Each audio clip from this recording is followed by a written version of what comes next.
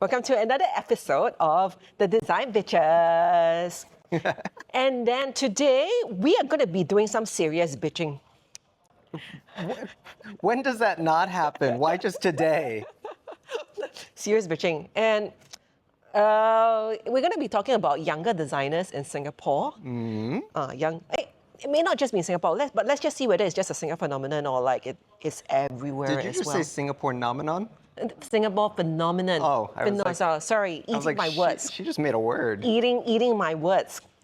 Which she'll do later on after she bitches.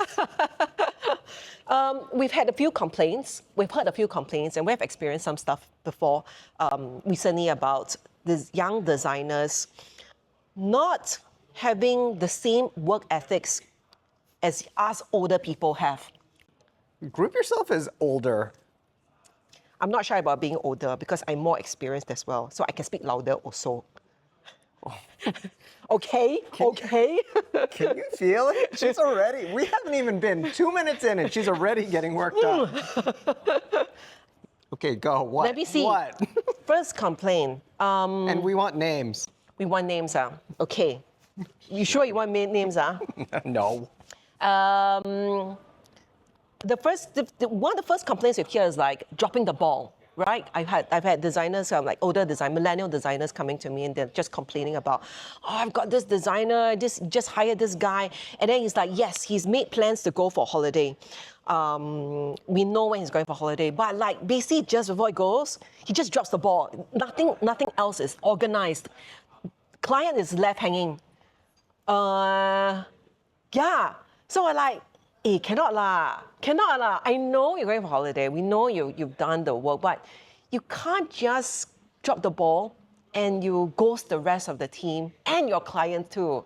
So when that boss like was complaining to me, he was like, yeah, now I've got to pick up the slack.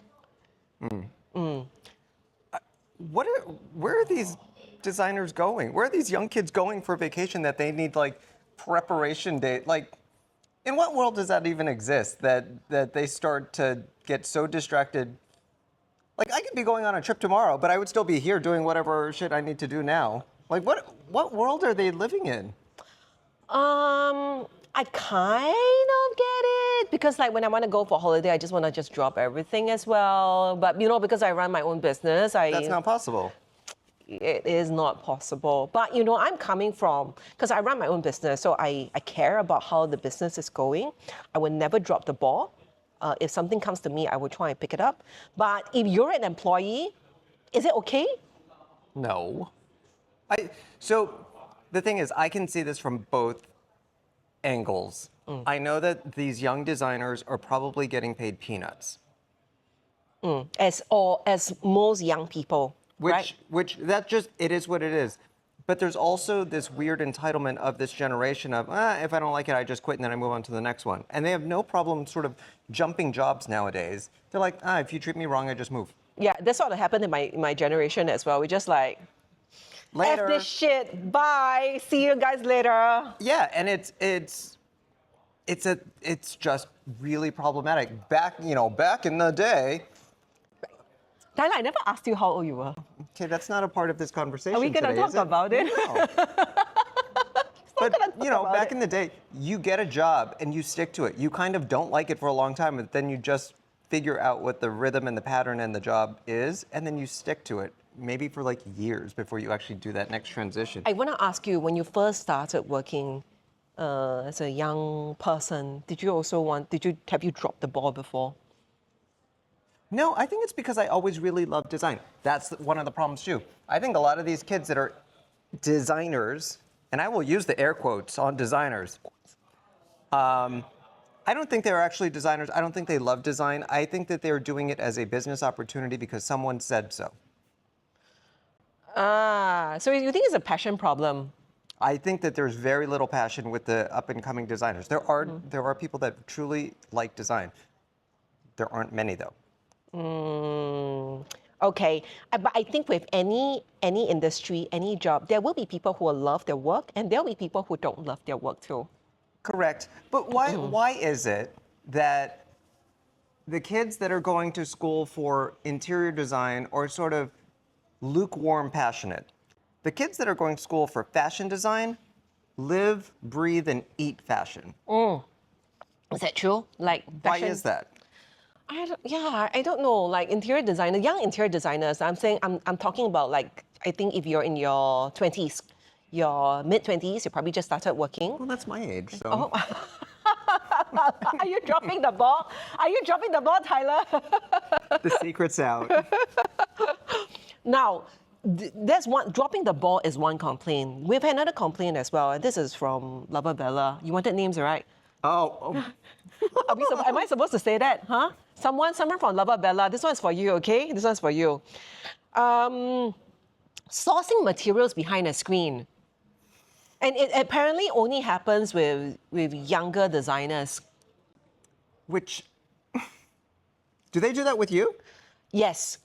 But actually, not just younger designers, even the older designers. The older designers also have started now. But yes, more prevalent with the younger designers. They're like coming to us and like, hey, I saw this. Can you send me pictures? Can you send me videos? And then can you send me physical samples as well? Can you do all the work for me? Is that what that is? So I get annoyed. I do get annoyed when I get requests like that. Like it's better for you to come to the shop and see things for yourself because you can see nuances and colors. I mean, if you really you're serious about your job, it's better to make that trip to see. And how much time would that take out of your busy, busy day, trying to pack your suitcase for your holiday? Come on. I don't. That's really just shitty work where, again, I don't think that there's passion. If you're passionate about it, you want to go see it, feel it, be immersed in it, not look at a computer screen and go, But my take is that perhaps us older folks, okay, me, older folk, me and my 20 folk. not ready. Maybe we're not. Okay, so your younger generations are digital first. They look at they source for things online first That's fine. before they drop I do by. that too, though, don't you? With the convenience of things, we do. Yeah, yes. you look online first, and then you make the next step. But making that next step is important because if, let's say, the material that you're looking at isn't suitable for your project, something else may come up that could be more suitable for your project. And that's what you want to have, that serendipitous sort of discovery in materials. Yeah, Do you discover materials that way as a designer? I love the exploration of design. And I think, again, it comes down to passion. If you're really, really excited about design, you want to go and experience everything, touch everything. Now, so the older... Touch everything. More or less. No, but it's actually important. Like, because, you're building projects where it's tactile. Your clients are going to be living in them for years and not just like, have a meal and then forget about it. They're going to be like touching this Every damn day. Every damn day for years. So can you imagine their frustration if you don't get it right? So when you were talking about the older designers, I would only suspect that if it's an older designer who is calling it in, it's because they've already been here to experience it at some point. Not just completely Experience the showroom, the tactileness of the fabrics or the materials, the finishes. There has been a personal touch at some point. That's when you can start calling it in if you know the quality. Like at this point, I feel like I know you long enough, I've worked with you long enough where I understand that I can call into you and say, I want XYZ. I would still come in and check on things, but I have that rapport with you to do that. Yes. If you don't have a rapport with someone and you were cold calling and just saying, I need some knobs. I saw you have knobs online. Can you pick out some knobs? How many times we say knobs? Every time we say knobs, you do another shot, Shelley.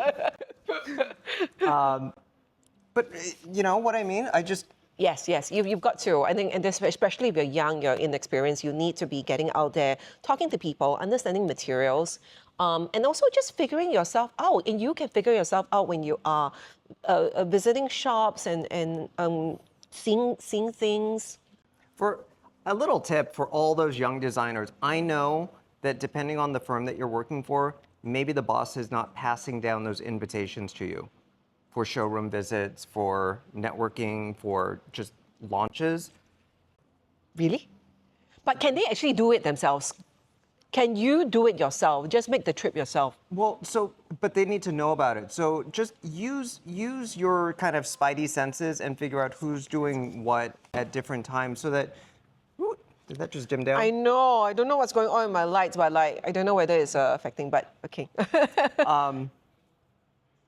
But just, you need to get out there. You need to go see things. You need to go meet with people. Because I do know of places where the boss intentionally just goes on their own and does not invite others, which is crazy to me. And then there are other firms where I see the entire firm at every single thing, which again is also good in a way. But then it becomes very cliquish when you go out. And It does. Yeah, it does. I don't know. I don't know about all these trips, these company trips. I think that you get the most when you're coming in yourself, because then you can set your own agenda and look at the materials that you're actually interested in. when you're interviewing for your jobs, by the way, make sure that you have a boss that will allow you to do that. Because I can also see that some bosses are just like, you're not leaving the office. Where are you going? Okay. So it's just a Generation Z problem. It's a boss's problem as well, right? I think depending on the boss, some bosses don't like you going out to do stuff because they can't keep tabs on you. Which is also a very Singaporean thing where it's like, well then, are you bringing in people? Are you calling outside vendors to do presentations in the office? Are you facilitating good design to your younger designers? Please drop us a DM if you have a boss to complain. Whistle blow your boss. We won't tell. Will we? Won't we? Now, the other complaints that we've heard is not spending enough time at site. Right, and I don't know whether you've seen our first podcast, our first bitching session about Nicole Liu and Wayne Huang of Series Studios. Even Wayne himself, the interior designer, the ID for Nicole's job, admitted that he hasn't gone down to site all that often, and he hasn't gone down to site even after that problem has appeared, Which which is shocking. Can you imagine, I can imagine I'm a homeowner, I'm Nicole, I get so freaking frustrated. I already told you there's a problem. You don't want to, you insist on your plans, but you don't come down and see it for yourself and try and solve the problem. I will be damn upset. Yeah. I get that site visiting, not fun. I don't like it. I do site visits and do site measurements and all that. I come back, my whole bra is wet, my entire underwear is wet, and I'm dusty and I feel gross. Today I'm all dry, all right? I'm dry and I smell nice, right? But I don't like going to sites. I do. So I get it, but I think it comes with the job. It is a huge part of the job. It is the most unglamorous part of the job, but it is an essential part of the job because it is how you control what is happening. You avoid mistakes before they happen, or as soon as something looks not right, you adjust it, you correct it, and then you prevent things from going too far where you can't pull it back to. So, I mean, I've heard many, many horror stories about things just happening. And then the client walks in and it's like, what the fuck is this? And come to find out, nobody was on site.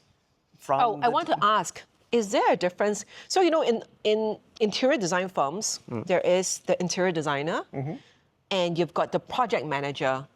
So whatever happens at site, do you then go after the project manager when something comes up, or do you go to the interior designer? It depends. I think it depends on the scope and sort of genre of the job. I think residentially. Yes, residentially speaking, that makes no sense. Why am I? Here at Design Betches, we just come up with new words, okay? Singapore, whatever. Singapore, residentially. I think with the residents, because it's so personal to a homeowner, it's best to always just be as communicative as possible. Whether you have an outside project manager or you, the designer, are the project manager, you just need to be on top of things and communicate back to that homeowner as frequently as possible to just let them know what's going on, to put their mind at ease that everything is going right, not after the fact. If you see a problem and you can fix it, then you don't need to bring it up. Also, And this is you as a designer, right? Going down to look at the site. I make it a point to always be on site. Okay, so on the other end of the scale, are there designers who are just camping too much on site? Camping too much? Yeah, like you're camping at sites. Are you like going to site too much? Because I think that sometimes, okay, my own experience is when you have someone who's going to site too much, applies to designers, applies to homeowners. You are always constantly asking for improvements, and you create this scope creep. That if I'm implementing, I'm building the stuff. I don't like that. I also want to go ahead with a plan. Are you talking to me? Are you talking about me? I'm not bad. I generally let people do what they're gonna do. Stop it. Anyway. Don't go to site so much. Thank you for watching Design Betches. This will be our last episode. Be like, RIP after this. Tyler never wants to work with me anymore after this. No, I go on site just to, most of the time I will go at the beginning of the day just so I can see what the setup is, and then I leave everybody alone. And then I might check back at the end of the day so that I know what the progress has been done. And I think, well, every designer have their own way of doing things. I think that as an interior designer, you have to go to site. Especially when a problem arises. It's a non-negotiable. You go. Yeah, there's no way out of it. But also, like, we try not to go to site so much lah. When you said homeowner, I do not think homeowners should be on site. Designers, this is your responsibility to tell the homeowner to not be at home. To just, if work is going on, don't be home, or lock themselves in a room and don't come out and question everything that is going on. That does not help anybody's situation. So homeowners, stay out. But interior designers, come in. Yeah. That shouldn't even be a line that we use, but seriously, that's true. So, well, I guess the thing that I want to say is we are bitching about like younger designers as older folk. I want to ask, like, how much of this is legit? How much of this is generational bias? I think we also have to sort of look at ourselves and like, do we have to take that mental break every once in a while? Someone, just drop the ball once in a while and hopefully, make sure that someone in the team catches it also. But like, should we also just sort of take a step back from our work? Is it actually possible in interior design for us to just find that work-life balance the way the younger counterparts are doing? See, but is it even work-life balance if they're not even working to begin with? No. You're going to lose your job already. So I think there's got to be a balance. And also, as a millennial, I also grew up getting a lot of criticisms, for being, I got called a strawberry. I got called... What is that?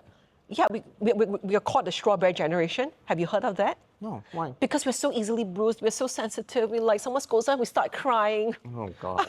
You didn't know that? Because you were what, Jen? Are you? Oh, she is going for me today. Thank you. Last episode. You tell me afterwards, right? So I've gone through that, and I've been called out for eating avocado toast. WTF, guys? So I get it, Gen Z. I know what you're going through, but also I feel like with time. You're just starting out the workforce. With time, you will get to know, you get into a rhythm that works for you. Absolutely. Yeah, and you build up, you pick up work ethics along the way also.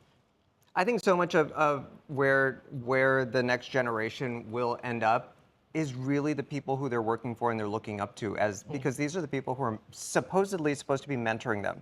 So unless you have a boss that is really taking the time to teach you about design, tell you about going to site and what the expectations are, That's our time.